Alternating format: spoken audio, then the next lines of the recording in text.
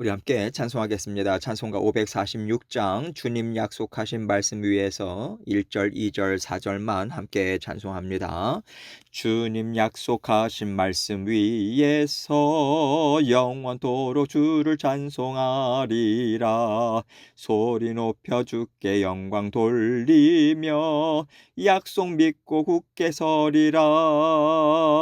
굳게 서리 영원하신 말씀 위에 굳게 서리 굳게 서리 그 말씀 위에 굳게 서리라.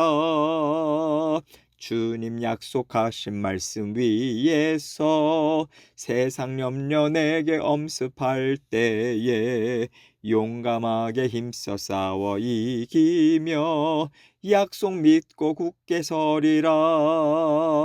굳게 서리 영원하신 말씀 위에 굳게 서리 굳게 서리 그 말씀 위에 굳게 서리라. 4절 주님 약속하신 말씀 위에서 성령 인도하는 대로 행하며 주님 품에 항상 안식 얻으며 약속 믿고 굳게 서리라. 굳게 서리 영원하신 말씀 위에 굳게 서리 굳게 서리 그 말씀 위에 굳게 서리라. 아멘. 기도하겠습니다. 하나님 아버지 감사합니다. 날마다 아버지 하나님 사랑과 은혜를 베풀어 주셔서 우리 모든 성도님들의 삶을 지켜 보호해 주셔서 감사합니다. 언제나 아버지 하나님께서 변함없는 사랑, 긍휼과 인자하심을 베풀어 주심을 믿는 믿음으로 아버지 하나님 앞에 달려나가게 하시고 어떤 상황, 어떤 자리에서도 아버지 하나님의 사랑 믿고 주님의 변함없는 그 은혜 온전히 기대서 주님과 함께 힘있게 살아가는 저희들 될 수 있도록 도와주옵소서. 오늘도 아버지 하나님의 말씀을 통해서 우리와 함께 동행하고자 하는 하나님의 그 마음 붙들고 오늘도 기쁨과 감사로 만족함으로 주님과 함께 동행하는 하루의 삶 될 수 있도록 은혜 베풀어 주옵소서. 모든 영광 아버지 하나님 앞에 올려드리오며 예수 그리스도의 귀하신 이름으로 기도합니다. 아멘. 하나님 말씀 시편 106편 34절로 39절입니다. 시편 106편 34절로 39절. 제가 읽습니다. 그들은 여호와께서 멸하라고 말씀하신 그 이방 민족들을 멸하지 아니하고 그 이방 나라들과 섞여서 그들의 행위를 배우며 그들의 우상들을 섬김으로 그것들이 그들에게 올무가 되었도다. 그들이 그들의 자녀를 악귀들에게 희생 제물로 바쳤도다. 무죄한 피, 곧 그들의 자녀의 피를 흘려 가나안의 우상들에게 제사함으로 그 땅이 피로 더러워졌도다. 그들은 그들의 행위로 더러워지니 그들의 행동이 음탕하도다. 아멘. 하나님께서는요, 사람의 마음을 잘 아십니다. 사람의 마음을 아시는 하나님께서 출애굽의 역사를 일으켜 주셨고 또 가나안이라는 땅을 그들에게 주어서 나라를 이루어가게 하시고자 뜻을 세우셨어요. 그리고 그것을 이스라엘 백성들에게 약속의 말씀으로 주시고 자네가 이렇게 이룰 것이니 너희는 나만 믿고 따라와라. 이렇게 말씀하셨죠. 사람의 마음이 얼마나 부패하고 쉽게 변하는지 아시는 하나님께서 어떻게 그런 약속을 하면서 함께 가자고 손을 내밀 수 있을까요? 우리가 다른 사람과 동업을 하고자 할 때 그 사람의 속마음이 더럽고 욕심이 가득 차서 나를 배신할 것을 안다면 결코 우리는 손잡지 않아요. 가까이 하지 않을 겁니다. 그러나 하나님께서 다 아시면서도 우리를 부르시고 가까이 하실 때는 우리에게 속아 넘어가지 않으시고 우리에게 주신 약속을 넉넉히 이루실 만한 지혜와 능력이 있으시다는 뜻 아니겠습니까? 하나님께서는 죄인들을 자녀 삼으셔도 결코 거룩함에 흠이 가거나 우리들의 죄에 동화되지 않으세요. 문제는 사람인 거죠. 우리는 지금까지 시편 106편을 통해서 출애굽부터 쭉 훑어보고 있는데, 사람은 죄와 가까이 있으면 너무나도 쉽게 죄에 물들고 동화되어 버린다라는 것을 우리는 알 수 있어요. 이것을 생각하면서 오늘 본문 34절로 36절 말씀을 먼저 보겠습니다. 그들은 여호와께서 멸하라고 말씀하신 그 이방 민족들을 멸하지 아니하고 그 이방 나라들과 섞여서 그들의 행위를 배우며 그들의 우상들을 섬김으로 그것들이 그들에게 올무가 되었도다. 이스라엘 백성들이 가나안 땅에 들어가서 하나님께서 제비 뽑아서 나누어 주신 땅을 말씀에 순종해서 차지해야 되는데, 어떤 땅은 도저히 싸울 엄두가 나질 않아서 내버려 두거나 적당히 협상해서 함께 살기도 했어요. 자신들에게는 그럴 만한 현실적인 어려움이 있다고 이유를 들겠지만, 하나님께서는 이것은 하나님에 대한 불순종이라고 분명히 말씀하고 계십니다. 그리고 그 불순종의 영역이 그들에게 어떤 영향을 미치는지 35절과 36절은 정확하게 알려주고 있어요. 결국 가나안 사람들과 결혼도 하고 그들이 섬기는 우상 신전에도 쫓아가 보고 그들의 삶을 보면서 나도 저런 헤어스타일을 한번 해봐야지, 나도 저런 목걸이 한번 해봐야지, 그러면서 그들의 실생활에 가까이 나아가게 되는 일이 벌어지게 된 겁니다. 우리는 단지 하나님, 이것은 불가능합니다, 이것은 우리가 할 수 있는 일이 아니에요 하고 하나님의 말씀을 잠시 보류해 놓은 건데, 그렇게 하나님의 말씀을 뒤로 미루어 놓았더니 결국엔 내 마음에 있는 욕심과 불신이 내 삶을 송두리째 삼켜버리더라. 하나님은 이거 가르쳐 주시는 거예요. 우리는 하나님께서 주신 약속의 말씀을 상황에 따라서 선택할 수 있다고 생각합니다. 그러나 하나님은 아니라고 하시는 거예요. 어려워서 못해요. 아니면 할만하니까 해보죠 뭐. 이런 것은요, 하나님의 말씀을 대하는 자세가 아니라는 겁니다. 하나님의 말씀이 나에게 떨어졌다면, 내 귀에 들리고 그 말씀이 생각난다면 우리는요, 그 말씀을 어떻게 해서든지 살아내려고 발버둥 쳐야 돼요. 발버둥 칠 때 우리에게 있는 두려움과 불안, 이런 것들이 하나님의 은혜로 다스려집니다. 이건 내 마음이 아닌데, 나는 이런 생각을 할 수도 없고 이런 마음이 들 수가 없는데, 이것이요 바로 하나님께서 은혜를 베풀어 주셔서 연약하고 믿음이 없는 내 마음을 믿을 수 있는 마음으로 바꾸어 주고 계시는 것입니다. 그래서 우리가 말씀에 순종할 수 있는 것이지, 우리가 믿음을 스스로 준비해서 순종하는 거 아니에요. 우리가 믿음을 사용해야 하는 일에는 반드시 하나님의 은혜가 부어져야지만 우리는 감당할 수 있어요. 철병거가 있고 거인족이 있고 지형적으로 불리한 땅을 이스라엘 백성들이 두려워할 거라고 하는 것을 하나님께서 모르셨겠습니까? 이미 아시지만 그 지파에게 땅을 나눠 주신 거예요. 그렇다면 하나님께서 도와주시고 감당하게 해주실 계획도 함께 갖고 계시다라고 하는 것까지 우리는 생각해야죠. 우리는 이러한 믿음으로 하나님을 바라고 기대하고 또 의지해서 하나님의 자녀답게 살아내려고 애를 쓰는 것입니다. 하나님과 우리 사이에 이신전심이라고 할까요?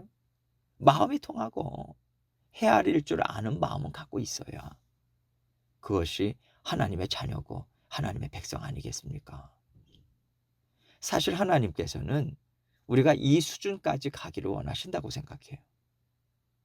그러나 이스라엘 백성들은 따라가지 못합니다.